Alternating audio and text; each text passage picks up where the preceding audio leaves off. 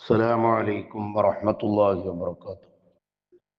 الحمد لله والصلاة والسلام على رسوله الأمين وعلى آله وصحبه أجمعين أما بعد.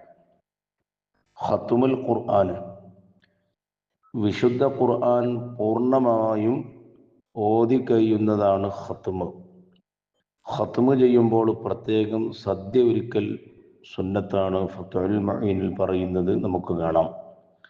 അതുപോലെ ഖത്മ് ചെയ്യുമ്പോഴും പ്രത്യേക പ്രാർത്ഥന നടത്തുന്നത് നല്ലതാണ്. രാത്രിയിലും പകലിലും ഖത്മ് ചെയ്യാവുന്നതാണ്. ഒരു തവണ രാത്രിയിലും മറ്റൊരു തവണ പകലിലുമാകുന്നത് കൂടുതൽ ഉത്തമമാണ്.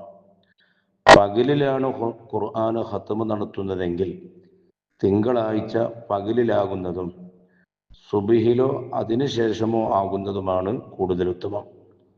ഖത്മ് രാത്രിയാണ് ചെയ്യുന്നതെങ്കിൽ അത് വെള്ളിയാഴ്ച രാവിലാകുന്നതും മഗ്രിബ് നിസ്കാരത്തിലോ അതിനുശേഷമോ ആകുന്നതും കൂടുതൽ പുണ്യകരമാണെന്ന് കർമ്മശാസ്ത്ര പണ്ഡിതന്മാർ അവരുടെ ഗ്രന്ഥങ്ങളിൽ കുറിച്ചു വെച്ചതായി നമുക്ക് കാണാൻ സാധിക്കും. ഖുർആൻ ഖത്മ് ചെയ്യുന്ന ദിവസം നോമ്പ് പിടിക്കലും പ്രത്യേകം സുന്നത്തുണ്ട്. സാധാരണ ഫർദ് നോമ്പിൻ്റെ സമയമാണ് നമ്മൾ റമദാന്, അതുകൊണ്ട് പിന്നെ അത് പ്രത്യേകം നോമ്പുകാരായിട്ടാണ് നമ്മൾ ഖത്മ് തീർക്കുക. അല്ലാത്ത സമയത്ത് ഖത്മ് ചെയ്യുന്ന ദിവസം നോമ്പ് പിടിക്കൽ പ്രത്യേകം സുന്നത്തുണ്ട് എന്നാണ് പറഞ്ഞത്.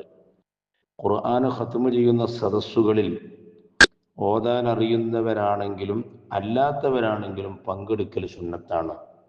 അതുകൊണ്ടാണ് ഖത്മിൻ്റെ മജ്ലിസുകൾ പഴയകാലത്തുള്ള ആളുകൾ പ്രത്യേകം ഖുർആൻ ഓതി തീരുമ്പോൾ അത് സംഘടിപ്പിക്കാറുണ്ട്. സദ്ബുദ്ധരായ മുൻഗാമികൾ ഖുർആൻ ഖത്മ് ചെയ്യുന്ന സദസ്സുകളിൽ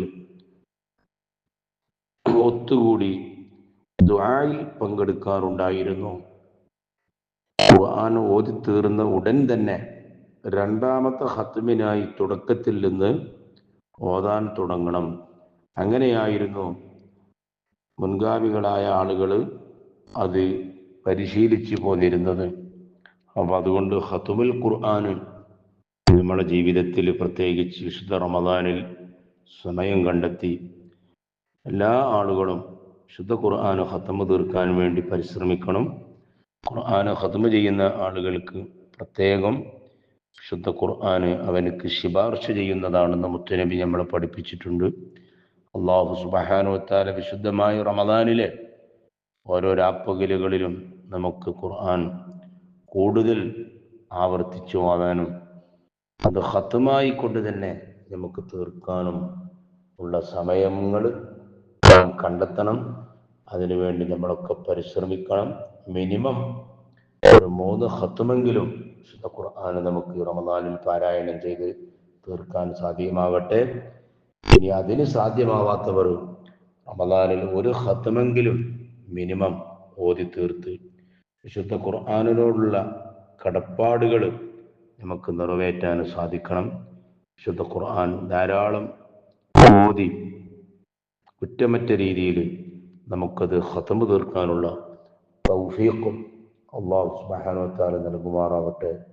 വിശുദ്ധ റമദാനിൽ വിശുദ്ധ ഖുർആൻ നമുക്ക് ശുപാർശ ചെയ്യുന്ന അഹ്ലുകാരിൽ അല്ലാഹു നമ്മെ ഉൾപ്പെടുത്തി അനുഗ്രഹിക്കുമാറാവട്ടെ. വആഖിറു ദഅവാനാ അൽഹംദുലില്ലാഹി റബ്ബിൽ ആലമീൻ. അസ്സലാമു അലൈക്കും വറഹ്മത്തുള്ളാഹി വബറകാതുഹു.